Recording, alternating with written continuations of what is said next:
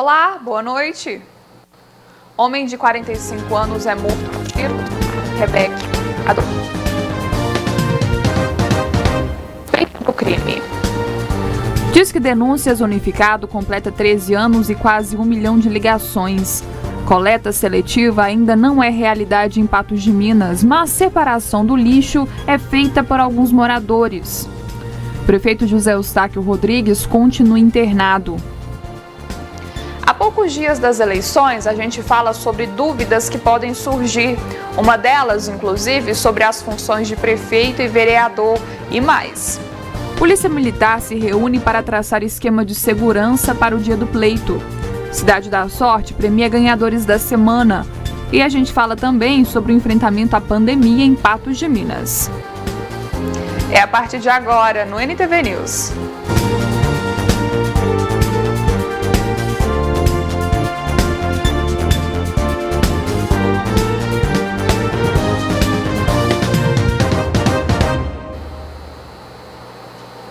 A Polícia Militar registrou um homicídio na manhã desta quarta-feira no bairro Quebec, em Patos de Minas. A vítima, de 45 anos, foi morta enquanto procurava um emprego. Uma testemunha conversou com a nossa equipe. O crime teria acontecido por volta de 10h20 da manhã, na Rua 18, bairro Quebec. Segundo esta testemunha, que prefere ter sua identidade preservada, Ivadávio Alexandre de Souza, 45 anos, estava indo averiguar a situação de um emprego. Escutei 5 disparos, muito assim, né? Barulho muito forte. E cheguei a sair do portão. Pensei que era até às vezes na minha rua. Como eu estava indo no supermercado, eu deparei com essa cena, né? De um vizinho que ele mora na minha rua, que ele estava indo ver um trabalho agora, ele está até com uma trena. Ele faz muito bicos aqui no bairro para nós, né? Ajudou muita gente aqui, assim, trabalhando, fazendo bicos. A vítima teria corrido para a casa vizinha, na tentativa de buscar ajuda. Eu não sei o que houve, ele correu para cima com os disparos e entrou dentro da casa para tentar se salvar. Com a vítima caída no chão, a mulher teria verificado que Ivadávio estaria com sinais vitais. No entanto, minutos depois, a vítima faleceu no local.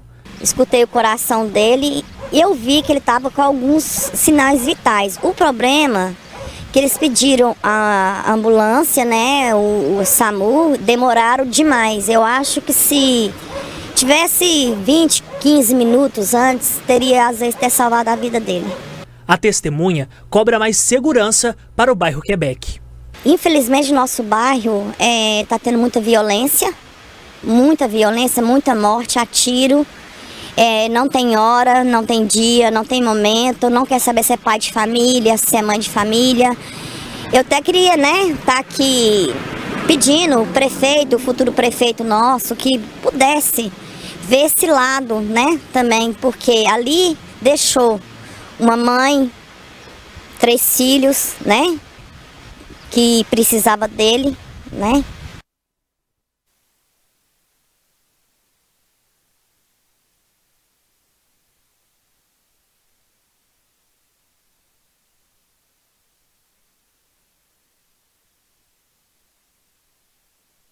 O crime teria acontecido por volta de 10h20 da manhã, na Rua 18, bairro Quebec. Segundo esta testemunha, que prefere ter sua identidade preservada, Ivadávio Alexandre de Souza, 45 anos, estava indo averiguar a situação de um emprego. Escutei 5 disparos, muito assim, né? Barulho muito forte. E cheguei a sair. Segundo a polícia, uma operação foi montada para tentar localizar o suspeito do crime. Após diligências, conversas, até mesmo populares, né, no local, incitando, aglomerando, levantou-se aí a hipótese do autor ter sido menor de idade. Um autor esse conhecido da Polícia Militar, já com diversas passagens. Só esse ano ele foi preso 7 vezes por tráfico de drogas, inclusive foi internado. Nós conseguimos aí gestão aos órgãos responsáveis para internar esse menor, só que infelizmente ele não ficou nem um mês internado. Aqui na delegacia nós ouvimos a família do adolescente suspeito de assassinar esse homem na manhã dessa terça-feira. Eles não quiseram gravar entrevista, mas passaram algumas informações que podem ajudar a Polícia Civil em um inquérito que vai ser iniciado para apurar a motivação desse crime. A mãe disse que há cerca de 4 meses atrás, a filha dela de apenas 15 anos teria sido estuprada pela vítima, que foi morta a tiros nessa terça-feira. Ela disse que a situação ganhou bastante repercussão no bairro Quebec, inclusive muitas pessoas ficaram indignadas com toda a situação. Ela acredita que o filho não tenha cometido assassinato. Já, na visão da polícia, diante de todas as evidências, o menor é suspeito de cometer o crime. Supostamente a motivação seria por causa de desentendimentos, tá, desse autor com a vítima por causa da irmã, né, de familiares, irmã desse autor, que esse autor, tempo atrás, teria tentado, né, molestar, praticar algum ato sexual que o autor não concordou e por isso teve essa repercussão que culminou nesse homicídio. O suspeito teria corrido atrás da vítima de 45 anos pelas ruas do bairro e entrado em algumas casas.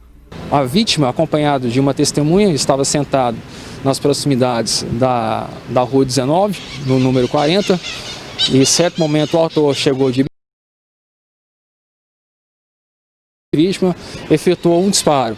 Ao que parece, o disparo veio a mascar, né, não veio a deflagrar, e a vítima conseguiu segurar essa arma de fogo e empurrar esse autor. Em seguida, tanto a vítima como a testemunha correram para uma outra casa para tentar fugir desse autor, né, na casa número 20, só que nesse momento o autor já começou a fazer disparos de arma de fogo, né, nas costas desse autor, e ele veio a cair no interior dessa residência, por isso que ele foi encontrado lá. Segundo a polícia, denúncias ajudaram a localizar o suspeito. Em uma casa do bairro Quebec, foram encontradas drogas e 2 pessoas de 28 anos cada, que teriam ajudado a esconder o jovem.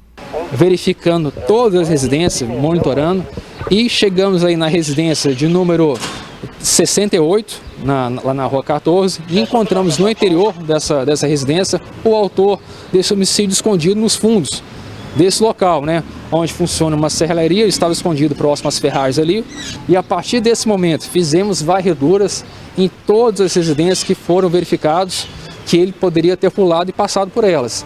E para nossa surpresa, aí na casa número 38, uma residência onde não havia morador no momento, aos fundos, escondido em entulhos, debaixo aí de um monte de tijolos, foi localizada a arma do crime, tratando-se de um revólver 38, com 6 munições no seu interior, sendo 3 deflagradas e 3 intactas.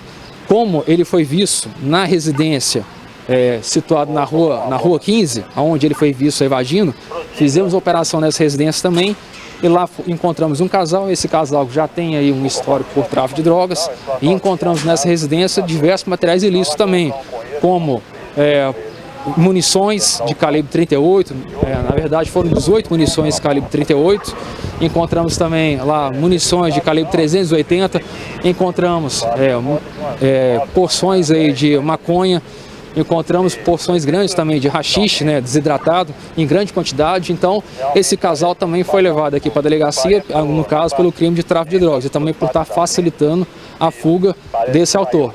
Inclusive, dentro da residência foi encontrado também um aparelho de celular que o autor estava utilizando, então, comprovando que ele estava sim nessa residência. Então, na casa do menor, a polícia encontrou balança de precisão, papelote de cocaína. Foi encontrado também 18 porções de cocaína, maconha e balança de precisão. Um local, como eu falei, sempre tem histórico de tráfico de drogas. Ele foi preso pela Polícia Militar 7 vezes e mais uma vez foi encontrado drogas no interior dessa residência.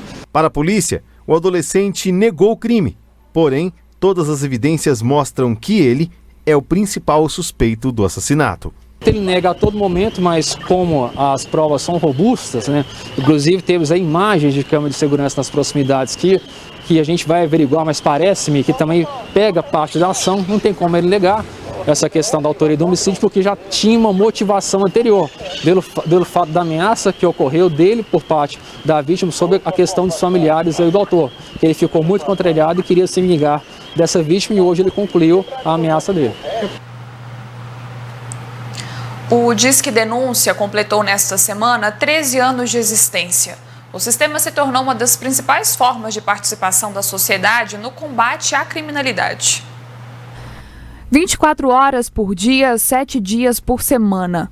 O 181 está disponível para os 853 municípios do estado de Minas Gerais e funciona como uma central de atendimento unificada para os órgãos de segurança. Isso é um sistema integrado, né, vindo do estado de Minas Gerais, onde tem uma central, né, de monitoramento, e essa central ela repassa todas as informações necessárias, seja para a Polícia Civil, seja para a Polícia Militar, para que todos esses órgãos envolvidos com a segurança pública, eles possam estar observando, né, buscando informação e coleta de dados para elucidação dos fatos que porventura não se tenham condições de ser elucidados na hora. Desde a sua criação, o Disque Denúncia já registrou 960 mil denúncias, que foram apuradas pela Polícia Militar, Polícia Civil e Corpo de Bombeiros, em uma média de 200 por dia. Ele faz com que as pessoas possam se manter no anonimato através de denúncias relacionadas a crimes, a pessoas que estão foragidas, alguma denúncia que leve a Polícia Militar, a Polícia Civil, os órgãos de segurança pública a buscar informações a respeito de qualquer criminoso que esteja planejando ou tenha executado alguma ação criminosa na região. O canal é uma ferramenta importante no trabalho da PM. Segundo a Secretaria de Estado de Justiça e Segurança Pública, Sejusp, o Disque Denúncia foi responsável pela prisão e apreensão de mais de 230 mil criminosos, pela retirada de circulação de 34 milhões em dinheiro do tráfico de drogas e apreensão de mais de 25 mil armas de fogo. É toda feita uma coleta de dados e informações altamente sigilosa que não expõe a pessoa que está fazendo a denúncia. Então, vários casos já foram elucidados através aí do 181, onde a pessoa liga, a pessoa passa detalhes sobre os fatos, sobre as questões inerentes ao crime, inerentes a alguma ação que possa ser planejada. O sucesso do canal é resultado da contribuição da população e do empenho das forças de segurança. Com certeza é um sucesso absoluto a questão do 181 na nossa sociedade, que já vai para mais de 10 anos aí de sucesso. Depois do intervalo, há poucos dias das eleições, a gente fala sobre algumas dúvidas que podem surgir. Uma delas, inclusive, é sobre as funções de prefeito e vereador.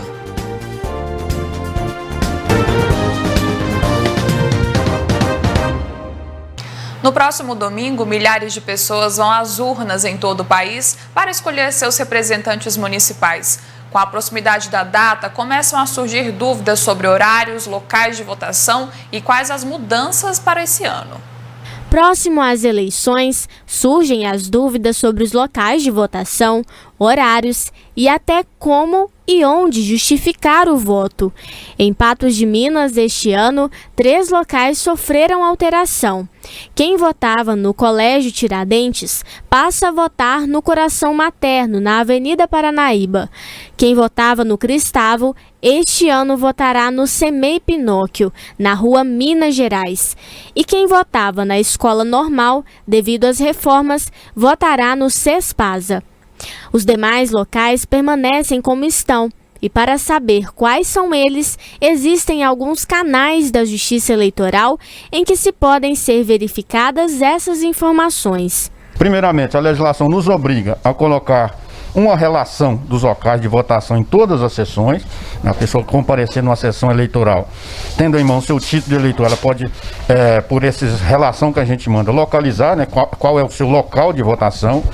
Além disso, nós temos nos sítios, né, da Justiça Eleitoral, tanto do Tribunal Superior Eleitoral quanto do Tribunal Regional Eleitoral, acesso, que garante a pessoa também acessar e localizar o endereço do seu local de votação. E a novidade para essas eleições é aplicativo de celular que nós chamamos, denominado e-título. Nele também é a forma mais prática para o eleitor. Além do aplicativo, os eleitores também podem descobrir o local de votação no Disque Eleitor, através do telefone 148 e no site do Tribunal Regional Eleitoral. Pelo aplicativo e-título, além de verificar os dados que constam no seu título de eleitor, é possível ainda saber o seu local de votação e dos seus familiares, bem como débitos em abertos e até as formas de justificar a ausência no dia da votação. O próprio aplicativo é bastante didático na forma de acesso. Baixando o e-título, né, no seu celular, ele vai pedir seus dados básicos, nome, filiação, data de nascimento, vai utilizar o número do título ou o seu CPF e criar uma senha de acesso, para só aquela pessoa que tem o celular consiga acessar o seu título, que é um documento pessoal da pessoa. Fazendo esse cadastro, pré-cadastro, o e-título vai disponibilizar então todas as suas funcionalidades, inclusive o sistema justifica, né, onde o eleitor que estiver fora do seu domicílio, fora do município onde ela vota, no dia das eleições, no horário da votação de 7 às 17, ela pode acessar o seu e-título, que tem um localizador, vai perceber que ela está fora do seu domicílio, ela vai justificar sua ausência de voto por estar fora do seu município e automaticamente essa justificativa já cai no sistema da Justiça Eleitoral. Lembrando que aqueles eleitores que não comparecerem e não justificarem a ausência de voto poderão ser penalizados. Há 3 formas de justificar o voto. A primeira é quando o eleitor está fora do município e a justificativa pode ser realizada pelo e-título ou presencial com formulário. A segunda é quando o eleitor está impossibilitado de votar, por exemplo, quando adoece, e tem até 60 dias para justificar o voto com documento que comprove a impossibilidade de votar. A terceira é quando o eleitor está fora do país e ele tem até 30 dias para procurar qualquer cartório eleitoral e justificar a ausência. Não realizadas nenhuma das alternativas, haverá consequências.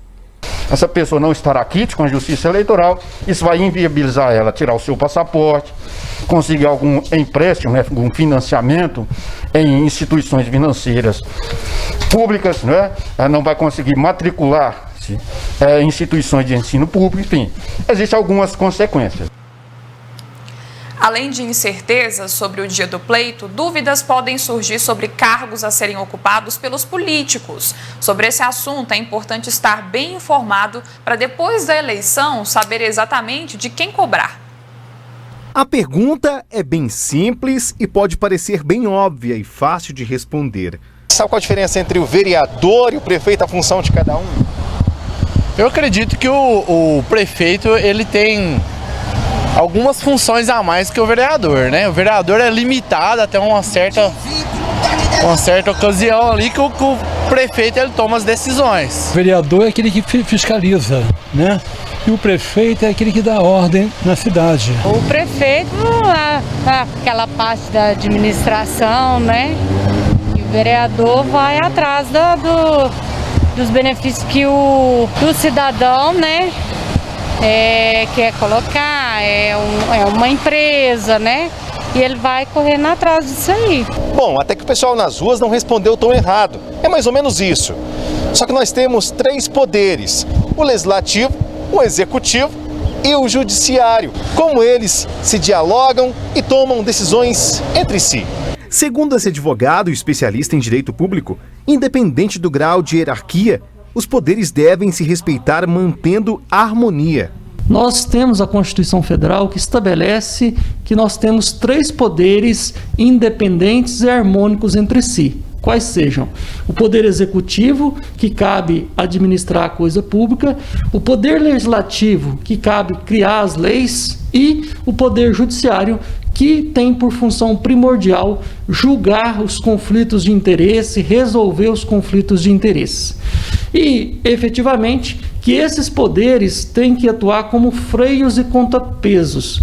Então, cada um tem a sua função, a sua autonomia, e sempre que um desses poderes tentar desviar da sua função típica ou extrapolar, o outro poder pode fazer o controle. Entender a função de cada poder pode ajudar a identificar onde e quando um candidato está mentindo, fazendo falsas promessas. O cidadão consciente, mas sobretudo aquele que analisa a vida pregressa do candidato, aquele que tem o mínimo de raciocínio para saber se aquilo que o candidato está propondo de fato é função dele, de fato é possível de ser realizada, né? Se ele não está ali apenas para cooptar votos, mas apresentando propostas concretas, propostas possíveis de serem realizadas, né? Isso é dever nosso de cidadão. Explicar os 3 poderes que são os principais pilares da democracia pode parecer simples, mas na verdade é de muita responsabilidade. Saber escolher um candidato se baseando na Constituição brasileira pode evitar a corrupção e uma má administração por um período de 4 anos. A Constituição é um livro base da cidadania.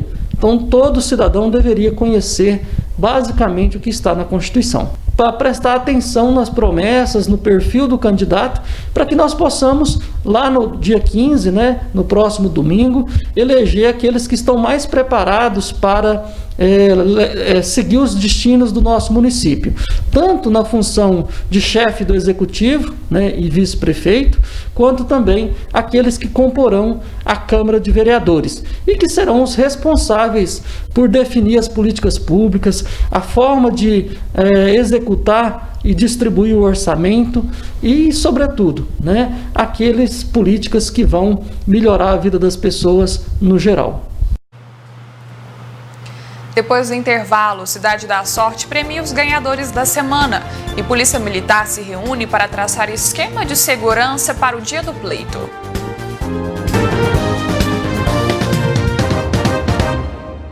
Na manhã desta quarta-feira, militares se reuniram para alinhar diretrizes e estratégias de segurança para o dia das eleições. Nossa equipe acompanhou essa reunião.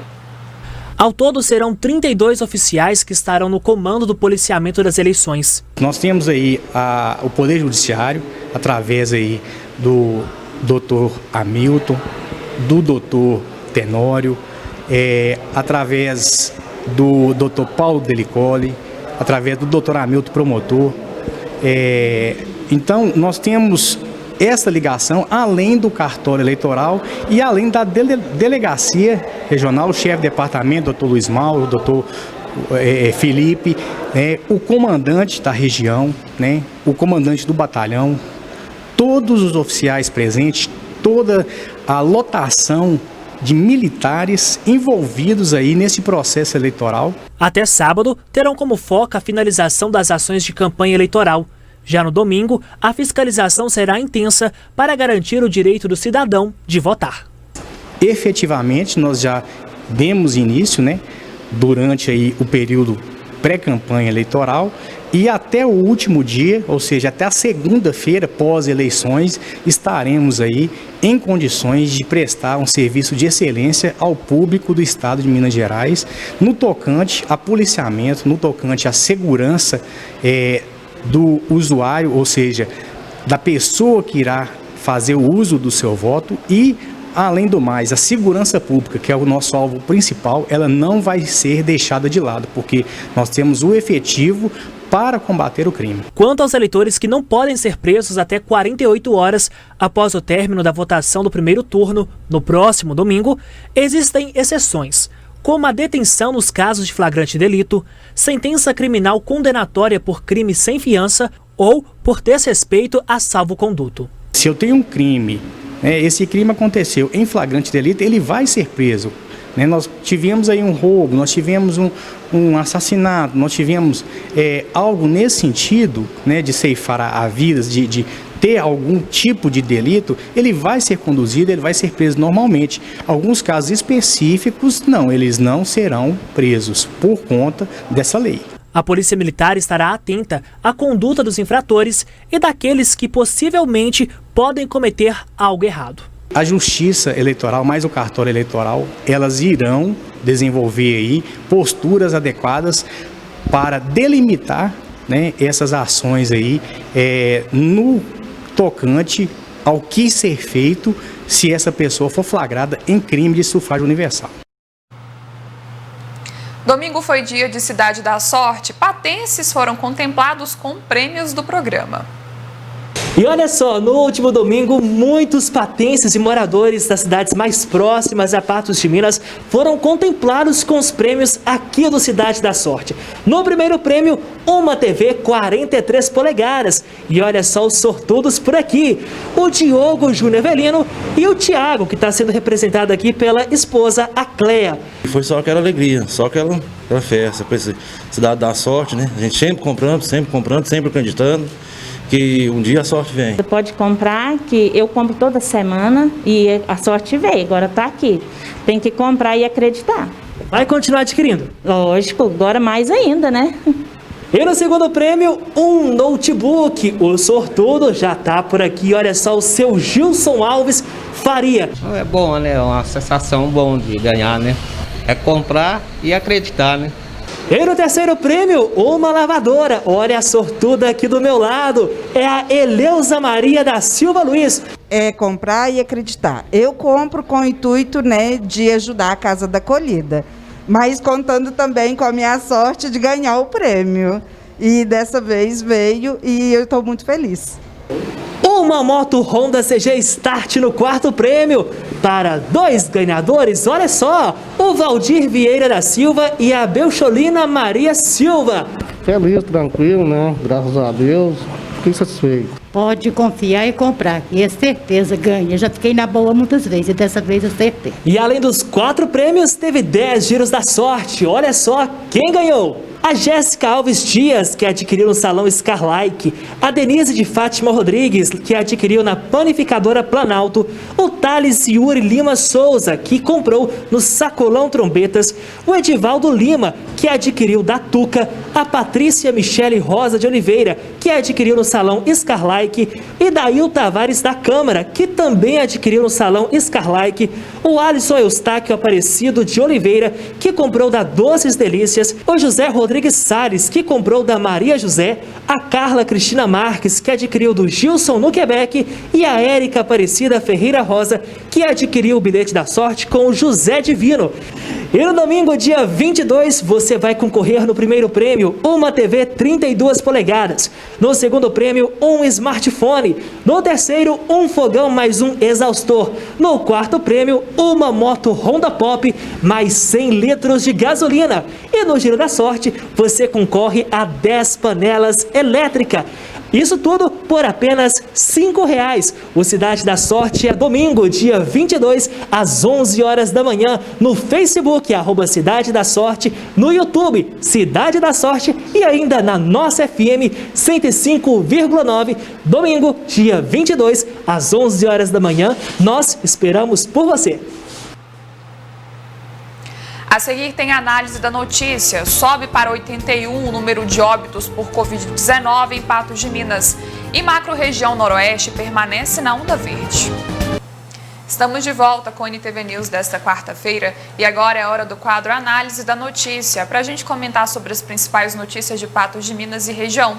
Ao meu lado, a Ludmila Bahia. Tudo bem, Ludmila? Oi, Jéssica. Vim do Espaço Feminino direto para cá para a gente participar desse momento de diálogo, de análise, de opinião em relação a algumas notícias, destaques do dia.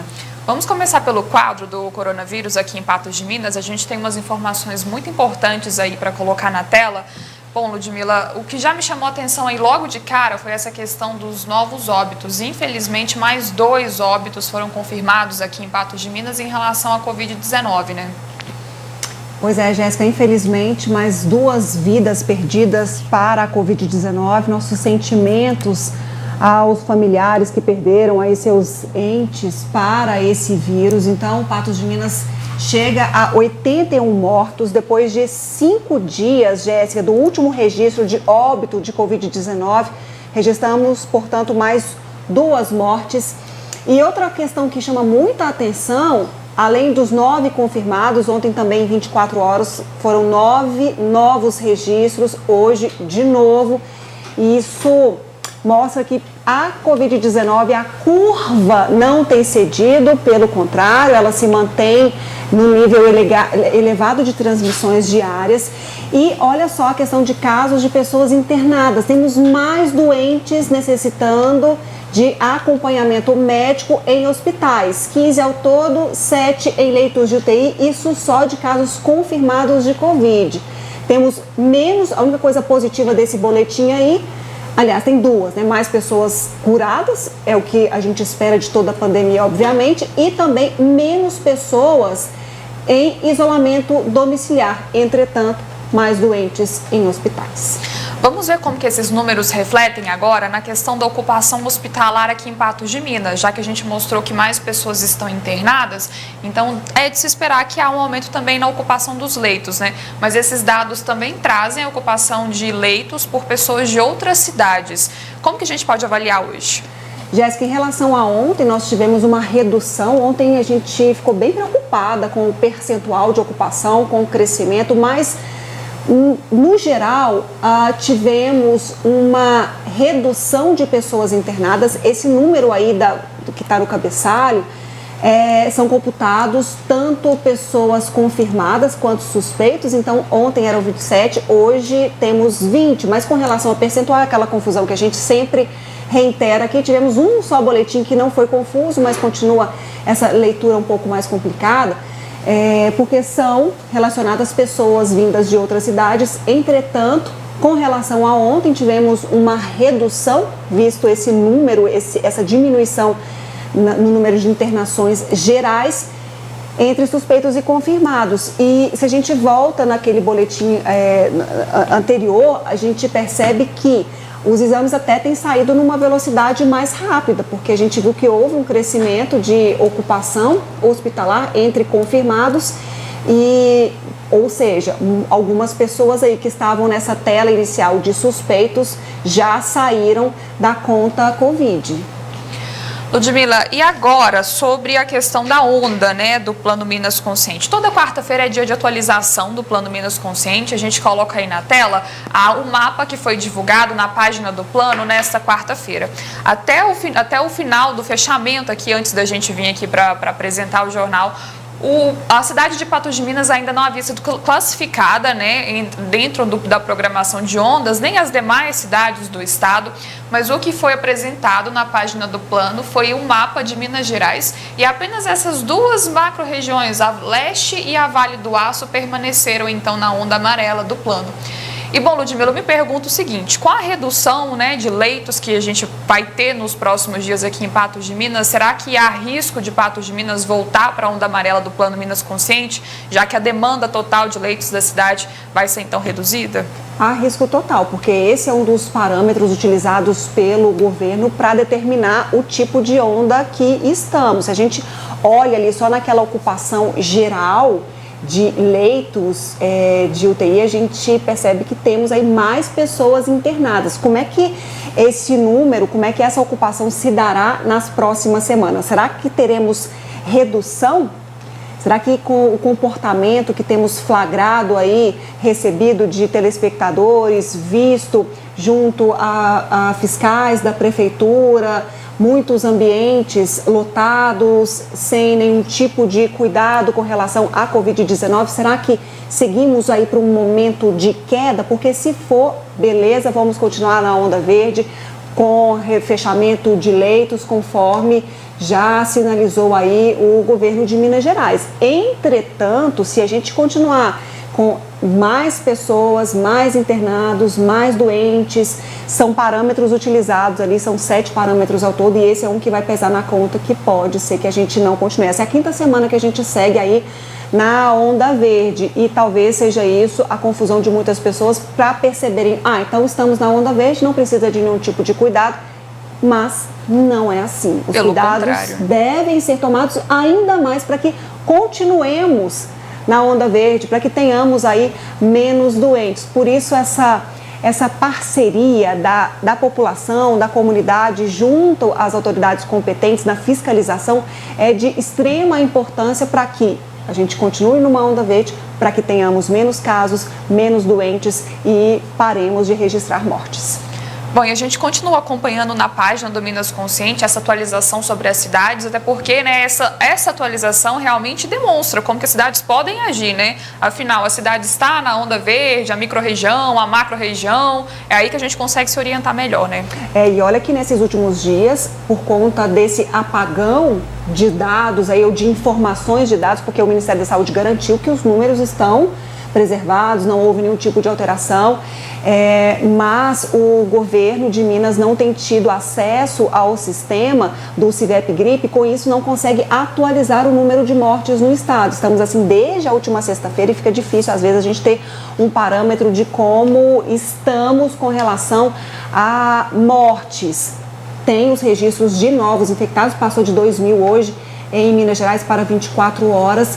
E a gente segue aí nesse compasso de espera com relação também a esse retrato de Minas Gerais com relação à doença, mesmo que tenhamos aí uma baixa testagem.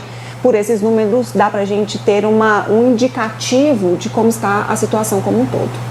E agora uma curiosidade, lockdown foi eleita a palavra do ano 2020 pelo grupo que publica o dicionário Collins. Ela faz referência à medida mais restritiva adotada por vários governos ao redor do mundo para limitar a disseminação do novo coronavírus. O Collins registrou mais de 250 mil usos do termo em 2020 contra apenas 4.000 no ano passado. Ludmila, a gente tem aí na tela, então, uma listinha breve, né, em relação ao uso dessas palavras. O lockdown ficou aí em destaque, que foi a palavra, então, mais utilizada, eleita a palavra do ano. Em seguida, mais algumas palavras que seguem nessa lista aí do dicionário. E o interessante é que todas elas são relacionadas à pandemia. O quanto isso afetou o comportamento, pautou a conversa das pessoas nesse momento, né? Eu achei que apareceria aí também, Jéssica, Covid-19. Eu achei que seria até a primeira palavra, mas quando a gente percebe nesse dicionário aí, demonstra a preocupação. Bom, vou ficar em lockdown. E eu me lembro de quando essa palavra estrangeira fez parte do nosso cotidiano, muitas pessoas falam, o que é isso? Como é que é esse lockdown? A gente fez até alguma questão de comportamento mostrando assim, a dificuldade até das pessoas entenderem como é que seria esse lockdown, como é que seria a rotina, como é que seria o dia a dia. Mas é o dicionário da Covid-19 isso aqui. Partiu-se do ponto que as pessoas tiveram um entendimento muito grande do que é a doença, da gravidade dela e da necessidade ali de mudanças, porque a gente vê que trabalho, como é que é a outra palavra? Foi o trabalhador essencial. Trabalhador essencial, que de extrema importância nesse momento de Covid-19. Então, a gente percebe que é o dicionário da Covid-19 em que aprendemos e reaprendemos a viver em sociedade. A gente vai para o intervalo, né? Na volta a gente volta com muito mais informação.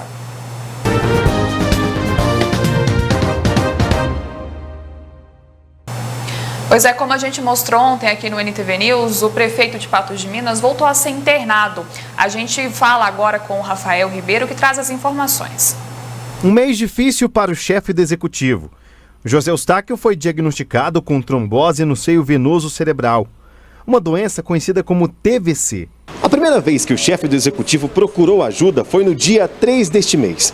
José Eustáquio chegou aqui nesse hospital que fica no centro da cidade, sentindo dores de cabeça. Foi atendido por um especialista e logo depois colocado em observação. Fez alguns exames e foram ministrados também alguns medicamentos. Na sexta-feira passada, José Eustáquio recebeu alta, foi para casa, mas no domingo teve que retornar após ser detectada uma infecção urinária. Entre idas e voltas ao hospital, José Eustáquio já está há quase 10 dias em um leito clínico. Agora, a previsão para a alta ainda não foi definida por especialista. No domingo entrou em contato conosco, avaliamos ele no pronto atendimento, no domingo pela manhã, com quadro de mal-estar, febril. A primeira coisa que fizemos foi repetir a tomografia da cabeça e com estabilidade, boa evolução do quadro neurológico, da trombose venosa. Mas optamos também por estender os exames, afastamos o coronavírus, o Covid-19, então tomografia de tórax normal. E nos exames de sangue e exames de urina, a gente constatou uma infecção do trato urinário. Então, prontamente foi iniciados os antibióticos no mesmo dia, no domingo. Optamos por internar o prefeito José Eustáquio para observação, provavelmente em condições de alta nos próximos dias, quando a gente vai repetir os exames de sangue e de urina, para certificar que o laboratório também está tendo uma boa resposta. Para nossa reportagem, José Eustáquio encaminhou um vídeo para anunciar que estava tudo bem. Foi feito novos exames, foi feita aí mais tomografias do pulmão, da parte renal e da cabeça também, e não constataram assim evolução nenhuma da doença. Mas então eu estou aqui mais em observação, mais aos cuidados dos médicos. Como é uma doença delicada, o risco de um acidente vascular cerebral é inegável. Porém, o tratamento pode evitar o AVC. É uma doença de risco, podem ter complicações, mas o prefeito tem mostrado muita força, uma evolução boa, né? No momento sem nenhuma sequela, nenhum problema mais grave. Boas notícias que o médico trouxe aí no final da reportagem, né? Uma recuperação boa que tem acontecido com o prefeito, os resultados estão caminhando para uma alta. Foi um susto, né, Jéssica? 2 dias depois, ter que voltar ao hospital na incerteza se era em decorrência do problema anterior, mas o diagnóstico apontou para uma outra causa com relação a esse mal-estar do prefeito, mas ele tem ficado até mais tempo do que da semana passada. Ele ficou de terça, na sexta ele já tinha saído, agora ele deu entrada no domingo, hoje já é quarta-feira, continua internado, então vamos continuar acompanhando aí, mas segundo o prefeito está tudo bem, segundo o médico também que acompanha está tudo certo, e a gente estima que essa alta seja o mais breve e que o prefeito aí goze de plena saúde. Bom, Ludmila, e a questão da coleta de lixo aqui em Patos de Minas é um problema que acontece há muito tempo, né? Há muito tempo. Estava até conversando aqui enquanto a gente estudava esse material, esse problema da coleta seletiva. Nunca teve algum tipo de diálogo sobre fazer ou não. A questão do aterro sanitário, diversas vezes a gente mostrou um aterro pedindo socorro porque não conseguia mais acondicionar a quantidade de lixo ali naquele local. Então essa pauta meio ambiente, ela é sempre evidente, mas pouco discutida, apesar de extremamente importante. A gente tem um material especial sobre isso. Vamos colocar na tela primeiro, depois a gente conversa mais sobre esse assunto. Em pleno século XXI, e o tratamento adequado dos resíduos sólidos ainda não é realidade em alguns municípios, como é o caso de Patos de Minas. Todo o lixo produzido na cidade é encaminhado ao aterro, que tem vida útil apenas até o final do ano que vem. Aqui em Patos, hoje a gente não tem a coleta seletiva implantada pelo município.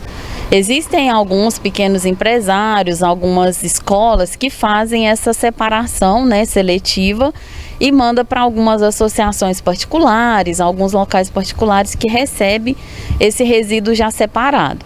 Mas na prática a gente não tem essa coleta definitiva no município.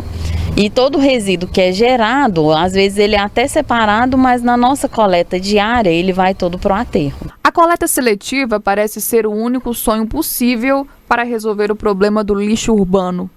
O procedimento é promessa de muitos candidatos políticos em ano eleitoral, mas as ideias não saem do papel.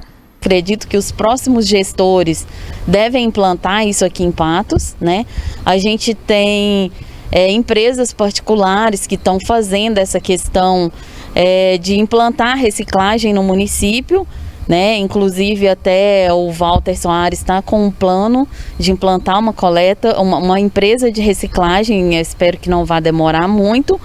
E isso é muito importante, tanto para o município quanto para o meio ambiente.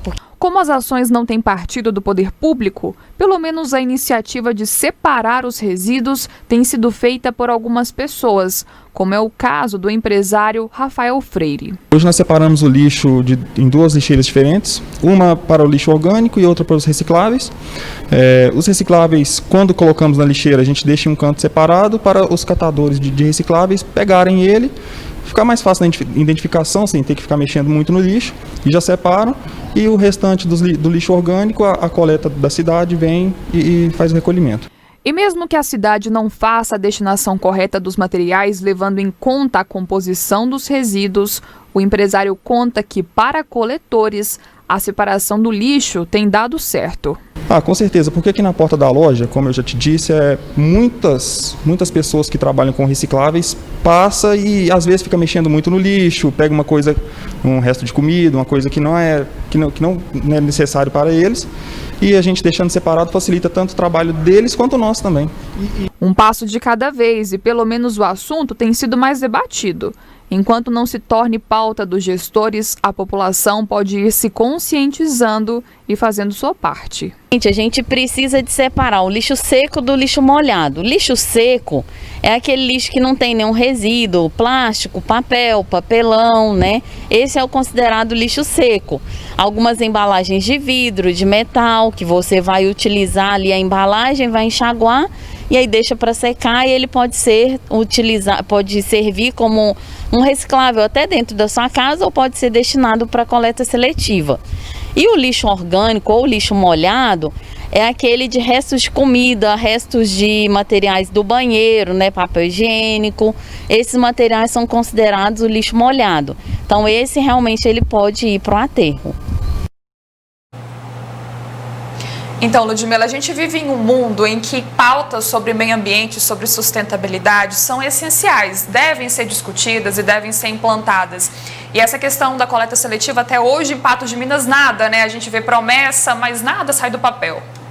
Infelizmente, Jéssica, porque estamos condenando o nosso próprio futuro ao adiar um diálogo de extrema importância. Mas essa dica que a gente viu aí, mesmo que Patos de Minas não tenha esse tipo de coleta, que a gente faça essa separação para facilitar para os coletores, para facilitar para as pessoas. A gente vê muitas pessoas passando de porta em porta, procurando lixo. Então, se a gente faz essa separação para ajudar o trabalho dessas pessoas, já é alguma coisa. Fora que também a gente vai criando o hábito dentro de casa. Então, comecemos a fazer isso para que a gente também comece a diferença e, quem sabe, a gente fazendo isso possa inspirar os governantes para essa pauta necessária e vital. Bom, por hoje a gente fica por aqui, né? Por hoje é só. Cravado, 20 horas, hora de dar tchau aqui no NTV News. Obrigada a todos pela companhia, pela audiência. Tchau, tchau. A gente volta amanhã, às 19 horas. Tenha uma ótima noite.